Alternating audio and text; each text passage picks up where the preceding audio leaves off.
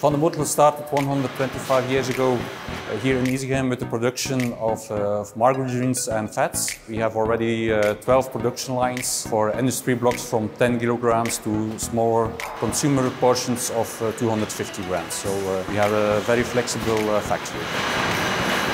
Quality is very important by Vandemoortele. There we can make a difference with the other suppliers on the market. We have a very strong relation with SPX FLOW. So if we have a new project, we organize a meeting and explain the project, where they can support us in what type of material, type of valves that we need for this project. So it's not that we need to develop everything on ourselves.